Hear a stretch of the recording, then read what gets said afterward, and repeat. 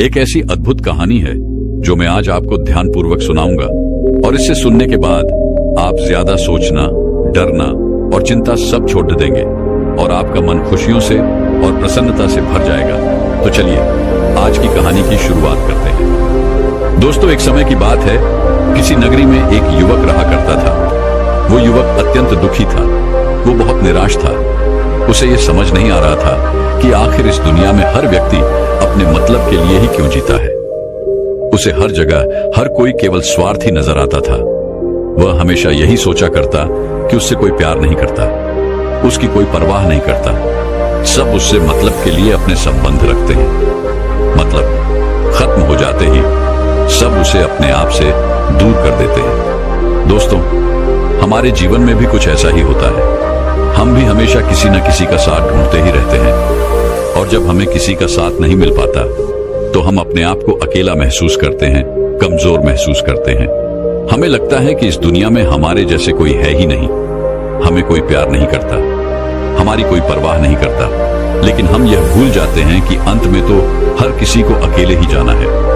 वह व्यक्ति अपने इस अकेलेपन से बहुत परेशान हो चुका था, जिस कारण एक दिन उसने अपना घर छोड़ दिया और एक रास्ते पर निकल पड़ा। उसके मन में कई सारे विचार थे। उन विचारों में मग्न होकर वह उस रास्ते पर आगे की ओर बढ़ता ही जा रहा था। तभी उसे रास्ते में एक आश्रम दिखाई पड़ा। वह उस आश्रम की ओर आगे बढ़ा। तभी उसने देखा कि एक गुरु अपने शिष्यों को ध्यान करना सिखा रहे हैं और उन्हीं शिष्यों में से एक शिष्य ने अपने गुरु से कहा, है गुरु, आखिर यह ध्यान क्या है और इस ध्यान को करने से हमें क्या लाभ? तभी वह गुरु अपने उस शिष्य के इस सवाल का जवाब देते हुए कहते हैं, पुत्र, ध्यान ही सच है और ध्यान हमें अकेला कर देता है। हम जितने ज्यादा अकेले होते जाते हैं उतना ही हम ध्यान में उतरते चले जाते हैं और यही अकेलापन तुम्हें सत्य के मार्ग पर ले जाता है, तुम्हें सत्य की प्राप्ति करवाता है। वह युवक आश्रम के बाहर खड़े होकर यह सब कुछ देख रहा था, सुन रहा था। जैसे ही उसने उन गुरुवर के मुख से यह सारी बातें सुनी, वह दौड़ा दौड़ा उन गुरुवर के पास आया और कहने लगा, है गुरुवर, यदि ध्यान हमें अकेला कर देता है तो इसका मतलब यह हुआ कि मैं इन सब चीजों में श्रेष्ठ हूं। आप तो ध्यान का सहारा लेकर अकेले होते हैं, लेकिन मैं तो ऐसे ही अकेला हूं। मेरा ऐसा कोई नहीं है जिसे मैं अपना कह सकूं, जो मेरी परवाह करता हो, जो मेरा ख्याल रखता हो, और मैं अपनी राह पर अकेला ही चलता चला जा रहा हूं। उस व्यक्ति की ये सारी बातें सुनकर उन गुरुवर ने उस व्यक्ति को ध्यानपूर्वक देखा और उसके बाद उससे कहते हैं, भंते, अगर तुम अकेले हो तो तुम्हारे पीछे तुम्हारा पूरा परिवार, तुम्हारे मित्र, तुम्हारे शत्रु, तुम्हारे सगे संबंधी, इन सब को लेकर तुम कहां जा रहे हो? उन गुरुवर के मुख से यह बात सुनकर वह व्यक्ति चौंक उठा और उसने तुरंत ही पीछे मुड़कर देखा तो वहां पर कोई नहीं था। तभी वह उन गुरुवर से कहता है गुरुवर, कौन है मेरे पीछे? कोई तो नहीं, न मेरे परिवार वाले, न मेरे मित्र, न मेरे शत्रु और न ही मेरे सगी संबंधी। मैं तो सबको पीछे छोड़ आया हूं क्योंकि कोई मुझे नहीं पूछता, कोई मेरी परवाह नहीं करता, कोई मेरा ख्याल तक नहीं रखता, यहां तक कि मेरी कोई आवाज तक नहीं सुनना चाहता। लेकिन जब किसी के ऊपर कोई समस्या आती है तो वह मुझे अवश्य याद करता है, पर बाकी समय पर वह मुझे पूछते तक नहीं। उन्हें यह तक खबर नहीं होती कि मैं किस हाल में हूं, मैं जिंदा भी हूं या नहीं। उन सबको इन सब चीजों से कोई फर्क नहीं पड़ता। उन गुरुवर ने उस व्यक्ति की यह सारी बातें ध्यानपूर्वक सुनी और उसके बाद उस युवक से कहते हैं, भंते, तुम सही कह रहे हो, लेकिन जब तक तुम इन सभी को छोड़कर नहीं आते तब तक तुम भला अकेले कैसे हो सकते हो? वह व्यक्ति एक बार फिर से आश्चर्यचकित होकर पीछे मुड़कर देखता है और फिर उन गुरुवर से कहता है गुरुवर, यहां पर तो कोई नहीं है, मैं अकेला ही यहां पर आया हूं। लग रहा है कि आप मेरा मजाक उड़ा रहे हैं। मेरे पीछे कोई नहीं है, आप खुद देख सकते हैं, तो फिर आप ऐसा क्यों कह रहे हैं कि जाओ और इन्हें छोड़कर आओ? जब मेरे साथ कोई है ही नहीं तो मैं भला उन्हें कहां छोड़ूं, कैसे छोड़ूं? उस युवक की ये सारी बातें सुनकर वह गुरुवर मुस्कुराने लगे और उस युवक से कहते हैं, भंते, आखिर तुम मुझसे क्या चाहते हो? इस पर वह युवक उन गुरुवर से कहता है गुरुवर, मैं आपका शिष्य बनना चाहता हूं, मुझे कोई साथी चाहिए, मुझे अपना शिष्य बना लीजिए, मैं जीवन भर आपका आभारी रहूंगा। उस युवक की यह बातें सुनकर उन गुरुवर ने कहा, भंते, तुम चाहो तो यहां पर 1 महीने रह सकते हो। उसके बाद ही मैं यह निर्णय कर पाऊंगा कि क्या मुझे तुम्हें अपना शिष्य बनाना चाहिए या फिर नहीं। लेकिन तुम्हें मेरी एक बात माननी होगी, तुम्हें इन 30 दिनों के अंदर ध्यान का अभ्यास करना होगा। अगर तुम ये कर सकते हो तो तुम यहां पर अगले 1 महीने के लिए रुक सकते हो, अन्यथा तुम्हारे लिए यहां पर कोई जगह नहीं। उस व्यक्ति ने काफी सोच विचार कर उन गुरुवर से कहा, है गुरुवर, आप जैसा कहेंगे मैं वैसा ही करूंगा। आप चाहते हैं कि मैं इन 30 दिनों में ध्यान का अभ्यास करूं, तो मैं यह करने के लिए तैयार हूं। उस व्यक्ति ने उन गुरुवर की बात मान ली और आश्रम में ही रुक गया। अगले दिन सुबह सुबह वह गुरुवर उस व्यक्ति के पास आए और उस व्यक्ति से कहने लगे, भंते, तुम किससे बात कर रहे हो? तुम्हारा ध्यान कहां है? इस पर वह व्यक्ति जवाब देते हुए कहता है गुरुवर, मेरे साथ तो कोई नहीं है, मैं भला किससे बात करूंगा, मैं तो अकेला हूं। तभी वह गुरुवर उस व्यक्ति से कहते हैं, ठीक है, लेकिन अब ध्यान लगाओ, क्योंकि तुमने मुझे वचन दिया था कि इन 30 दिनों में तुम ध्यान का अभ्यास करोगे। उन गुरुवर के कहने पर वो व्यक्ति ध्यान करने बैठ जाता है। लेकिन पहले दिन उसे ध्यान करने में बहुत तकलीफें आती हैं, बहुत सारी परेशानियों का सामना करना पड़ता है। यहां तक कि वो ढंग से लगातार बैठ भी नहीं पा रहा था। उसके पैर मानो सुन्न से हो जाते और उसका पैर मानो काम करना ही बंद कर देता। ये सारी बातें वह गुरुवर देख रहे थे। तभी उन गुरुवर ने उस व्यक्ति से कहा, बनते, तुम जितना देर चाहो उतना देर बैठ सकते हो। ये ऐसा कोई जरूरी नहीं है कि तुम एकाएक लगातार बैठे ही रहो। यदि तुम्हें थोड़ी तकलीफ है तो तुम उठ सकते हो, टहल सकते हो और फिर आकर बैठ सकते हो। इतना कहकर वह गुरुवर वहां से चले गए। अगले दिन सुबह सुबह फिर वह उस व्यक्ति के पास आए और उस व्यक्ति से कहने लगे, भंते कौन है, किससे बातें कर रहे हो, कोई आया है क्या?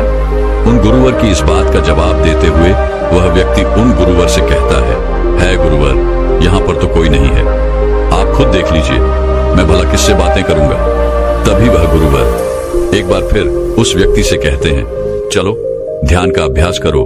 तभी वह व्यक्ति उन गुरुवर से कहता है गुरुवर, क्या केवल आंखें बंद करके बैठ जाना, इसे ही ध्यान कहते हैं? अगर इसे ही ध्यान कहते हैं तो यह तो बड़ा ही आसान है और इसे तो कोई भी कर सकता है, केवल आंखें बंद करके बैठना ही तो है। इसका जवाब देते हुए वह गुरुवर उस व्यक्ति से कहते हैं, भंते, केवल आंखें बंद करके बैठ जाना इसे ध्यान नहीं कहते। ध्यान करने के लिए तुम्हें अपने मन को एकाग्र करना होगा, अपने मन को किसी एक चीज पर लगाना होगा। वह कोई भी चीज हो सकती है, बाहर की कोई आवाज या तुम्हारे भीतर से आने वाली ये सांसें, इन सांसों के अंदर और बाहर होने की आवाज। तुम ऐसी किसी भी चीज पर ध्यान लगा सकते हो जो लगातार वर्तमान समय में घट रही है, ताकि तुम्हारा पूरा ध्यान उस चीज पर एकाग्र हो और तुम्हारा ध्यान कहीं भी भटके नहीं, जिस कारण तुम उस पर ध्यान लगा पाओगे। और एक बात और याद रखना, जब तुम उस चीज पर ध्यान लगाओगे तो तुम्हारा ध्यान हटना नहीं चाहिए। इतना कहकर वह गुरुवर वहां से चले गए। अगले दिन जब वह सुबह सुबह एक बार फिर उस व्यक्ति से मिलने आए तो उन्होंने एक बार फिर उस व्यक्ति से कहा, भंते, आज कौन आया है, किससे बातें कर रहे हो? बड़ी जोर जोर से आवाज आ रही है। तुम यहां पर खुद शांति पाने आए हो या फिर दूसरों को अशांत करने के लिए? वह व्यक्ति उन गुरुवर से कहता है गुरुवर, पर यहां पर तो कोई है ही नहीं, तो मैं भला किससे बात करूंगा? यहां तक कि अभी तक मेरे मुख से एक शब्द तक नहीं निकला है, तो फिर आपको कैसे जोर जोर की आवाजें कहां से आ रही हैं? और जब मैंने एक शब्द भी नहीं बोला तो मैं भला दूसरों के लिए अशांति का कारण कैसे बन सकता हूं? तभी वह गुरुवर उस व्यक्ति से कहते हैं, ठीक है, चलो ध्यान का अभ्यास करो। तभी वह व्यक्ति उन गुरुवर से कहता है गुरुवर, मेरा एक प्रश्न है, क्या मैं आपसे पूछ सकता हूं? तभी वह गुरुवर उस व्यक्ति से कहते हैं, पूछो, तुम्हें क्या पूछना है? तभी वह व्यक्ति उन गुरुवर से कहता है गुरुवर, आप कहते हैं किसी भी एक चीज पर ध्यान लगाओ, जो वर्तमान समय में घट रही हो उस पर अपना पूरा ध्यान लगा दो। लेकिन जब मैं अपनी सांसों पर या फिर किसी ऐसी चीज पर ध्यान लगाने का प्रयास करता हूं जो लगातार घट रही है, तो मेरा ध्यान लगातार नहीं रह जाता। मैं पल पल भटकता रहता हूं। कभी मुझे कुछ याद आने लगता है तो कभी मुझे कुछ और याद आने लगता है। वो पुरानी चीजें, वो पुरानी यादें मेरा पीछा नहीं छोड़ती, आप आपके कल यहाँ से चले जाने के बाद मैंने ध्यान करने के लिए बहुत प्रयास किया, लेकिन वह पुरानी यादें बार बार मुझे याद आ रही थी, जिस कारण मैं एक चीज पर ध्यान लगा ही नहीं सका। तो अब मुझे क्या करना चाहिए? उस व्यक्ति की यह सारी बातें सुनकर वह गुरु मुस्कुराने लगे और वहां से चले गए। उन गुरुवर की हंसने की वजह उस व्यक्ति को समझ नहीं आई। अगले दिन सुबह सुबह एक बार फिर वह गुरु उस व्यक्ति के पास पहुंचे और कहा, भंते, ये तुम क्या कर रहे हो? इतना आलस, चारों ओर आलस ही आलस फैला हुआ है। अपने पास से आलस को भगाओ, अन्यथा यह तुम पर हावी हो जाएगा और फिर तुम हमेशा इसके अधीन बनकर रहोगे। तभी वह व्यक्ति गुरुवर से कहता है गुरुवर, आप तो रोज एक ही बात कहते हैं कि यहाँ पर कोई है, लेकिन मुझे तो कोई नजर आता ही नहीं। आप ही बताइए, यहाँ पर कौन है? तभी वह गुरु वह उस व्यक्ति से कहते हैं, ठीक है, चलो अभ्यास के लिए चलते हैं। तभी वह व्यक्ति उन गुरुवर से कहता है गुरुवर, मेरा एक प्रश्न है, आपकी आज्ञा हो तो मैं आपसे पूछना चाहता हूँ। है गुरुवर। उस व्यक्ति से कहते हैं, हाँ पूछो, क्या प्रश्न है तुम्हारा? तभी वह व्यक्ति उन गुरुवर से कहता है गुरुवर, आपकी कृपा से अब मैं पहले से बेहतर तरीके से ध्यान कर पा रहा हूँ, लेकिन अभी भी मुझे एक समस्या आ रही है, और वह यह है कि जब भी मैं अपनी सांसों पर ध्यान देता हूँ तो मेरा मन एकाग्र तो होता है और मैं पहले से ज्यादा और अच्छी तरह से ध्यान भी लगा पाता हूँ, लेकिन ध्यान लगाते लगाते मुझे नींद आने लगती है और मैं सो जाता हूँ। फिर उसके बाद मुझसे ध्यान नहीं हो पाता। उसके बाद केवल बस मुझे नींद ही नींद आती रहती है और मैं ध्यान की तरफ फिर अपने आप को मोड़ नहीं पाता। उस व्यक्ति की यह बात सुनकर वह गुरुवर उस व्यक्ति से कहते हैं, यह तो अच्छी बात है। इतना कहकर वह वहां से चले जाते हैं। 5वें दिन जब सुबह सुबह वह गुरुवर उस व्यक्ति के पास पहुंचते हैं तो वे कहते हैं, भंते, तुमने इतने लोगों को क्यों बुला रखा है? इतने सारे लोग तुम्हें ध्यान नहीं करने देंगे। तुमने इतने सारे लोगों को क्यों बुलाया है? इन्हें यहां से जल्दी भेजो, मुझे ये बिल्कुल नहीं पसंद। तुम तो यहाँ पर अकेले आए थे जैसा कि तुमने कहा, तो फिर इतने सारे लोगों को तुमने आज क्यों बुला रखा है? इन्हें अभी के अभी वापस छोड़कर आओ। तभी वह व्यक्ति उन गुरुवर के बारे में मन ही मन ये सोचता है कि लगता है गुरुवर पागल हो चुके हैं। जब भी रोज आते हैं तो हमेशा एक ही बात कहते हैं कि यहाँ पर कोई है, लेकिन मुझे तो कोई नजर ही नहीं आता। बड़ी विनम्रता से उन गुरुवर से कहा, है गुरुवर, शायद आपकी आंखें जो देख पा रही हैं वह मैं नहीं देख पा रहा हूं। मुझे तो यहाँ पर कोई नजर नहीं आता। फिर आपको कैसे? यहाँ पर लोग ही लोग नजर आ रहे हैं। फिर गुरुवर उस व्यक्ति से कहते हैं, अच्छा ठीक है, चलो अब ध्यान का अभ्यास करते हैं। तभी वह व्यक्ति उन गुरुवर से कहता है गुरुवर, मुझे ध्यान के वक्त नींद आती थी। जैसा कि मैंने आपको बताया था, उस पर तो मैंने नियंत्रण पा लिया, लेकिन अब जब भी मैं ध्यान करने बैठता हूँ, किसी एक चीज पर अपना ध्यान केंद्रित करता हूँ, तो मेरे मन में विचारों का सैलाब होता है। मानो विचारों की बाढ़ सी आ जाती है। इतने विचार तो आंख खोलकर भी मैंने कभी नहीं देखे होंगे, जितने की आंखें बंद करने के बाद मुझे नजर आते हैं। और इन विचारों में कुछ ऐसे विचार भी मेरे मन में आते हैं जिनके बारे में आज तक मैंने सोचा तक नहीं है। मुझे उनके बारे में कुछ भी नहीं पता। ये सब क्यों हो रहा है गुरुदेव? उन गुरुवर ने उस व्यक्ति की यह बात सुनकर उस व्यक्ति से कहा, अच्छा ऐसा हो रहा है। इतना कहकर वह गुरुवर वापस चले गए। अगले दिन सुबह सुबह वह गुरुवर एक डंडा लेकर उस युवक के पास पहुंचे और एक डंडा जड़ते हुए उस युवक से कहते हैं, मैंने तुम्हें पहले ही कहा है, इतने सारे लोग मुझे पसंद नहीं, तुम्हें इन्हें छोड़कर आना होगा। आखिर तुम रोज रोज इन्हें क्यों ले आते हो? इतनी भीड़ इकट्ठा करके तुम्हें क्या लाभ? आज के बाद यह यहाँ पर नहीं आने चाहिए। इस बात का ख्याल रखना। यदि आज के बाद यहाँ पर कोई भी नजर आया और तुम्हारी बक बक मुझे सुनाई पड़ी, तो मैं तुरंत ही तुम्हें इस आश्रम से निकाल दूंगा। तभी वह व्यक्ति बड़ी विनम्रता से उन गुरुवर से कहता है गुरुर, मुझे तो यह समझ नहीं आता कि मुझे कोई नजर ही नहीं आता, लेकिन आप रोज एक ही बात कहते हैं कि यहाँ पर मैंने भीड़ इकट्ठी कर रखी है। जिन लोगों को भी मैंने लाया है उन्हें मुझे छोड़कर आना होगा, लेकिन मैं आपसे हर रोज एक ही बात कहता हूँ कि मुझे कोई नहीं नजर आता, ना ही मुझे कोई यहाँ पर दिखाई पड़ता है और ना ही मैं अपने मुख से एक शब्द भी निकालता हूँ, लेकिन फिर भी आप कहते हैं कि आपको लोगों की आवाजें सुनाई पड़ रही हैं। तभी वह गुरुवर है उस व्यक्ति की इस बात का जवाब देते हुए कहते हैं, क्या तुम्हारे मित्र, तुम्हारे परिवार वाले, तुम्हारे सगे संबंधी, तुम्हारे शत्रु, तुम्हारी इच्छाएं, तुम्हारी वासनाएं ये सब क्या तुमसे मिलने नहीं आते? वह व्यक्ति उन गुरुवर से कहता है, नहीं गुरुदेव, मुझसे कोई मिलने नहीं आता। मैं तो यहां पर अकेला ही आया था और अभी भी मैं अकेला ही हूं, मेरा कोई नहीं। तभी वह गुरु व क्रोधित होकर उस झंडे से उस व्यक्ति पर एक और प्रहार करते हैं और कहते हैं, अभी बैठो, अभी ध्यान लगाओ, और यदि तुम्हारे ध्यान में कोई भी आता है तो मुझे बताओ। वह व्यक्ति उन गुरुवर की बात मान लेता है और तुरंत ही ध्यान करने बैठ जाता है। कुछ देर तक तो वह काफी शांत रहता है, लेकिन कुछ देर बाद ही वह उन गुरुवर से कहता है गुरुदेव, मेरा भाई मुझसे मिलने आया है, साथ में मेरे पिताजी भी हैं। दोनों बहुत दुखी हैं क्योंकि मैं उन्हें छोड़कर यहाँ जो चला आया हूँ। मेरे भाई की तबीयत भी कुछ ठीक नहीं लग रही। वह मुझे बुला रहे हैं। मेरे बड़े भाई की पत्नी अर्थात मेरे भाभी मेरे बड़े भाई के साथ अच्छा व्यवहार नहीं कर रही, और तो और मेरी प्रेमिका भी आई हुई है। वह मुझसे पूछ रही है कि क्या तुम मुझसे शादी करोगे या फिर मैं किसी और से शादी कर लूं। वह भी बहुत दुखी नजर आ रही है। और इतना ही नहीं, मेरे कुछ मित्र भी पीछे खड़े हैं जिनसे मैंने कुछ कर्जे लिए थे। आज वो मुझसे अपना कर्जा मांगने आए हैं, मुझे धोखेबाज कह रहे हैं, मुझे अपशब्द बोल रहे हैं, और वो साथ में मेरे कुछ शत्रुओं को भी लाए हैं। लेकिन मेरे शत्रु मुझे मारना नहीं चाहते। वह तो यह कह रहे हैं कि तू तो पहले से ही मरा हुआ है, तुझे और क्या मारना। इतना कहकर वह व्यक्ति कुछ देर के लिए शांत हो गया, लेकिन उसी के बाद फिर कुछ देर बाद वह एक बार फिर से उन गुरुवर से कहने लगा है, गुरुवर, अब मेरे पास एक बहुत बड़ा घर है, इसे मैंने खरीद लिया है। मैं, मेरे पिता, मेरी माता, मेरा भाई, मेरी भाभी सभी इसमें बहुत मिलजुल के रह रहे हैं। हम बहुत खुश हैं। मैं अब अपने मित्रों से अत्यधिक अमीर हूं। मेरे पास बेशुमार धन दौलत है, और तो और मैंने अपनी प्रेमिका से शादी भी कर ली है और इसका जश्न मना रहे हैं। इतना कहकर वह व्यक्ति एक बार फिर शांत हो गया और फिर कुछ देर बाद और फिर एक बार उन गुरुवर से कहता है गुरुवर, मुझे कोई मारने का प्रयास कर रहा है। लगातार वो मुझ पर प्रहार कर रहा है। मैं उसका चेहरा देखने का प्रयास कर रहा हूं, लेकिन मुझे उसका चेहरा नजर नहीं आ रहा।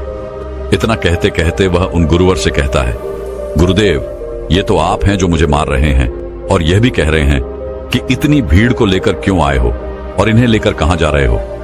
मेरे साथ तुम्हें अकेले ही चलना होगा। इतना कहकर वह व्यक्ति ध्यान से उठ गया और उनको रुके चरणों में गिर पड़ा और उनसे कहने लगा, है गुरुदेव, आप सही थे। आप जो हमेशा कहते थे कि इस भीड़ को लेकर मैं कहां जा रहा हूं, आप हमेशा यही कहते थे कि इन सबको छोड़ कर आओ, लेकिन मुझे कोई नजर नहीं आता था। लेकिन आज मैंने उन सबको देख लिया जिन्हें मैं अपने साथ लेकर आया था, जिन्हें मैं अपने साथ लेकर घूम रहा था। हर कोई मेरे साथ ही है, मेरे पास है। लेकिन मैं ये सोच रहा था कि आखिर मैं इतना बेचैन क्यों हूं और मेरी बेचैनी की वजह क्या है। उस व्यक्ति की यह सारी बातें उन गुरुवर ने ध्यानपूर्वक सुनी और उसके बाद वो वहां से चुपचाप उठकर चले गए। उसके बाद से वो गुरुवर उसके पास कभी नहीं आए। लेकिन वह व्यक्ति हर रोज ध्यान का अभ्यास कर रहा था और पूरे 1 महीने बाद जब वह उन गुरुवर के पास पहुंचा तो उन गुरुवर से कहने लगा है, गुरुवर, जैसा कि आप कहते थे कि मैं हमेशा अपनी भीड़ को अपने साथ लेकर घूमता हूं, तो आज मैंने उस भीड़ को विदा कर दिया है और अब मैं बिल्कुल अकेला हूं। मेरे साथ कोई नहीं, मेरे साथ आप भी नहीं है, यहां तक कि मैं खुद अपने साथ नहीं हूं। मैं एक परम शांति महसूस कर रहा हूं। अब मुझे ऐसा प्रतीत होता है कि अब मेरे जीवन में कोई समस्या नहीं है, कोई समाधान नहीं है। मैं बहुत हल्का महसूस कर रहा हूं, मैं बहुत अच्छा महसूस कर रहा हूं, और इस शांति में जो आनंद है इसका क्या कहना। तभी वह गुरुवर उस व्यक्ति से कहते हैं, भंते, अगर तुम चाहो तो इस अकेलेपन को लेकर तुम अपनी दुनिया में वापस जा सकते हो। अव्याधि, तुम उस संसार में वापस भी लौट जाओ। भले ही लोग तुम्हारे आसपास क्यों न रहे, भले ही पूरी भीड़ तुम्हारे साथ क्यों न रहे, लेकिन फिर भी तुम अकेले ही रहोगे। फिर चाहे वह तुम्हारे रिश्तेदार हो, सगे संबंधी हो, परिवार वाले हो, तुम्हारे मित्र, तुम्हारे शत्रु, तुम्हारी भावनाएं या फिर तुम्हारी प्रेमिका, इन सब के साथ रहकर भी तुम पूर्ण रूप से अकेले ही रहोगे। और इतना ही नहीं, तुम्हारे जीवन में जब भी कोई बुरी परिस्थितियां आएंगी तब भी तुम बिल्कुल अकेले और शांत रहोगे और तुम हर परिस्थितियों का समाधान निकालने में भी अब पूरी तरह सक्षम हो चुके हो। और यदि अब तुम चाहो तो मैं तुम्हें अपना शिष्य बना सकता हूं, क्योंकि हो सकता है तुम्हें यह लग रहा हो कि यह 30 दिन तो पूरे खत्म हो चुके, लेकिन ध्यान का मार्ग अभी शुरू हुआ है। और याद रहे कि अभी तो बहुत कुछ सीखना है, जानना है, लेकिन कुछ रखना नहीं है। यह मार्ग अभी शुरू हो रहा है और यह मार्ग अति लंबा है। और इस मार्ग की शुरुआत शांति से ही होती है। तभी वह व्यक्ति उन गुरुवर को प्रणाम करता है और उनसे कहता है, हे गुरुवर, मैं अपने घर वापस लौटना चाहता हूं, अपने उस संसार में वापस जाना चाहता हूं ताकि मैं अपनी जिम्मेदारियों को निभा सकूं और साथ ही साथ इस मार्ग पर भी आगे बढ़ सकूं। यदि आपकी आज्ञा हो। इतना कहकर वह व्यक्ति शांत हो गया। तभी वह गुरु मुस्कुराने लगे और उस व्यक्ति से कहते हैं, भंते मन शांत हो तो सब हो सकता है। तुम संसार में रहकर भी अकेले रह सकते हो, लेकिन एक बात याद रखना कि हमें सीखना बहुत कुछ है, जानना बहुत कुछ है, लेकिन रखना कुछ भी नहीं। अब तुम जा सकते हो, तुम्हारा कल्याण हो। तो दर्शकों, चलिए अब ज्यादा सोचने के ऊपर अगली कहानी की शुरुआत करते हैं। संपूर्ण मानव जाति एक दौड़ में लगी हुई है, एक ऐसी दौड़ जो कभी पूरी नहीं होती, जो उसके जन्म के साथ शुरू होती है और मरने तक उसका पीछा नहीं छोड़ती। लेकिन क्या कभी आपने ध्यान दिया है कि यह दौड़ किस चीज की है? जरा ठहरकर खुद से पूछिए कि आप किसके पीछे दौड़ रहे हैं और वास्तव में क्या यह दौड़ कभी पूरी हो सकती है? जिन भौतिक सुख सुविधाओं को इकट्ठे करने में इंसान लगा रहता है, क्या वास्तव में वो भौतिक सुख सुविधाएं उसे शांति या फिर आनंद प्रदान कर सकती है?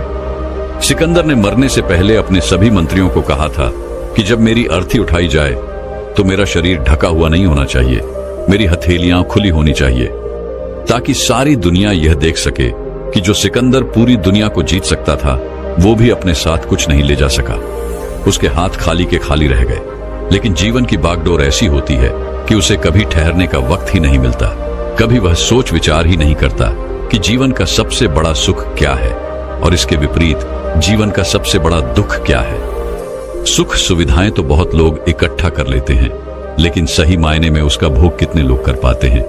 वही भौतिक वस्तुएं जो उसने अपने आनंद, अपनी शांति के लिए संग्रहित की थी, वही सुख सुविधाएं उसके दुख का कारण बन जाती हैं।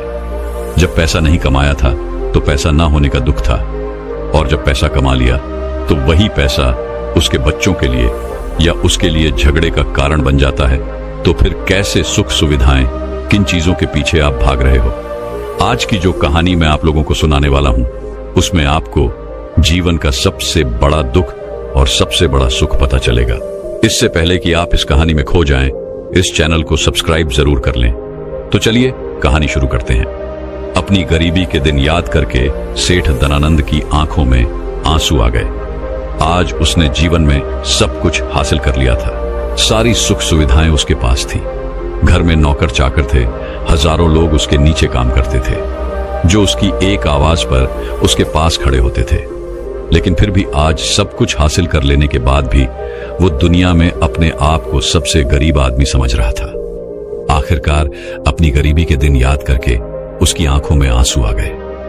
उसके पास कुछ नहीं था, लेकिन तब भी वो प्रसन्न रहता था। लेकिन आज सब कुछ होने के बाद भी वो प्रसन्न नहीं था। और दुनिया में वही आदमी सबसे गरीब होता है जो सब कुछ होते हुए भी अकेला महसूस करता है। उसे एहसास होने लगा था कि धन संपदा या भौतिक सुख सुविधाएं उसके मन की पूर्ति नहीं कर सकती। लेकिन अब तो बहुत देर हो चुकी थी। उसका पूरा जीवन बीत चुका था। अब पूरे जीवन की कमाई उसे व्यर्थ लगने लगी। उसे लगने लगा कि उसने जो कुछ कमाया वो सब यूं ही था, व्यर्थ था। ये एहसास उसे जीवन में पहले कभी नहीं हुआ था। काश उसे ये एहसास पहले हो गया होता तो वह ठहर जाता, रुककर चिंतन करता कि जो चीज वह इकट्ठी कर रहा है, क्या वास्तव में वह इकट्ठी करने लायक है? अगर उसे यह बात पहले पता चल गई होती तो वो अपने जीवन में सार्थकता खोजने की कोशिश करता। वो उस रहस्य के बारे में खोज करता जो उसके मन की पूर्ति करता, जो उसका अकेलापन दूर करता, जो उसके जीवन को संपूर्ण बना देता। उसने अपने दोनों बेटों को अपने पास बुलाया और उन्हें जीवन की सीख समझाने की कोशिश करने लगा। सेठ ने अपने बेटों से कहा कि बेटा, मेरे को तो जीवन में कोई बताने वाला नहीं था, सही रास्ता दिखाने वाला कोई था ही नहीं, इसलिए मैं उस रास्ते पर चलता रहा जिसका कोई अंत नहीं था। और आखिर में पहुंचकर मुझे महसूस हुआ कि जितना रास्ता मैं तय करके आया हूं उतना ही रास्ता बाकी और है। शायद मैं गलत रास्ते पर निकल पड़ा था और अब इतना समय नहीं बचा कि मैं नए रास्ते पर फिर से नया सफर शुरू करूं। उसने अपने दोनों बेटों से कहा कि बेटा, पता है दुनिया में सबसे बदनसीब आदमी कौन होता है? वो जिसके पास सब कुछ होते हुए भी कुछ नहीं होता, जो अपने आप को सब कुछ होते हुए भी अकेला महसूस करता है। भला इससे बड़ा दुख, इससे बड़ी बदनसीबी और क्या हो सकती है? यह सुनकर उसके बड़े बेटे ने कहा कि पिताजी, सब कुछ तो आपके पास है, धन संपदा, पूरा परिवार, सारी खुशियां आपके पास है, लेकिन फिर भी आप अपने आप को बदनसीब क्यों समझते हैं? उसका बड़ा बेटा वह नहीं समझ पा रहा था जो उसके पिता उसे समझाने की कोशिश कर रहे थे। फिर भी उसने अपनी बात को समझाने की कोशिश करते हुए कहा, अभी तुम्हें लगता है कि जीवन में तुम्हारे पास सब कुछ है। मुझे भी तुम्हारे उम्र में ऐसा ही लगता था, लेकिन अब मैं बूढ़ा हो चला हूं। कुछ समय बाद मेरी मृत्यु भी नजदीक है और अब मुझे एहसास हो रहा है कि दुनिया में तो सब कुछ पीछे छूट जाता है। घर, परिवार, रुपया, पैसा, धन संपदा, सब कुछ यही रह जाता है और आखिर में मेरे साथ जाएगा क्या? क्या मैं दुनिया में सबसे अकेला इंसान नहीं हूं? क्या मैं दुनिया का सबसे बदनसीब आदमी नहीं हूं, जिसके पास सब कुछ होते हुए भी वह अपने साथ कुछ भी नहीं ले जा सकता? सेठ के बेटे ने सेठ से सवाल पूछा कि पिताजी, फिर दुनिया में क्या इकट्ठा करना चाहिए? ऐसे तो हर इंसान अकेला ही होता है। कौन इंसान इस दुनिया में भला ऐसा होता है जो अपने साथ इस दुनिया की सुख सुविधाएं या फिर अपना परिवार को साथ लेकर जाता है? सब लोग तो अकेले ही जाते हैं। फिर तो दुनिया में हर एक आदमी बदनसीब ही हुआ। यही सवाल सेठ के मन में भी उठ रहा था, लेकिन उसके खुद के पास इसका कोई जवाब नहीं था, तो वह अपने बेटे को भला इसका क्या उत्तर देता। इसीलिए उसने अपने बेटे से कहा कि बेटा, मैं खुद इस सवाल का जवाब तलाश रहा हूं। अगर एक आदमी के पास सब कुछ होते हुए भी वह अकेला है, उन भौतिक सुख सुविधाओं का वह भोग नहीं कर पा रहा है, तो वह सबसे बड़ा दुख हुआ। मैं मानता हूं दुनिया का सबसे बड़ा दुख यही है कि आपके पास सब कुछ होते हुए भी आप अकेलापन महसूस करो। लेकिन इसके विपरीत दुनिया का सबसे बड़ा सुख क्या हो सकता है? इस सवाल का जवाब तो मेरे बेटे मुझे भी नहीं पता। इसीलिए मैं यह चाहता हूं कि मेरे मरने से पहले जिस सवाल का जवाब मुझे नहीं मिला, वह जवाब तुम अपने जीवन में ढूंढो। और यकीन मानो, अगर तुमने अपने जीवन में इस सवाल का जवाब ढूंढ लिया तो तुम दुनिया के सबसे सुखी इंसान कहलाओगे। यह कहानी सुनाकर गुरु ने अपने शिष्यों से सवाल पूछा कि दुनिया में सबसे बड़ा सुख क्या होता है। सभी शिष्य ध्यानपूर्वक अपने गुरु की यह कहानी सुन रहे थे। संध्या का समय था। धीमी धीमी हवा चल रही थी, जिससे कि पेड़ की पत्तियां हिल रही थीं। आसमान में पक्षी सहचा रहे थे। सूर्य अस्त होने को आया था और सभी शिष्य अपने गुरु से इस सवाल का जवाब जानना चाहते थे। लेकिन इससे पहले ही गुरु ने अपने शिष्यों से सवाल पूछ लिया। इसका उत्तर देते हुए एक शिष्य ने कहा कि गुरुदेव, दुनिया में सबसे सुखी इंसान वही है जिसका शरीर सुखी है। अगर आपके शरीर में बीमारियां हैं तो आपके पास कितनी भी भौतिक सुख सुविधाएं हों, आपके लिए वो व्यर्थ है। और इसके विपरीत अगर आपका शरीर सुखी है, अगर आपका शरीर स्वस्थ है, तो चाहे आपके पास कुछ भी नहीं हो, लेकिन उसके बावजूद आप अपने जीवन में सुखी रहोगे। इसीलिए संसार का सबसे बड़ा धन हमारा शरीर होता है।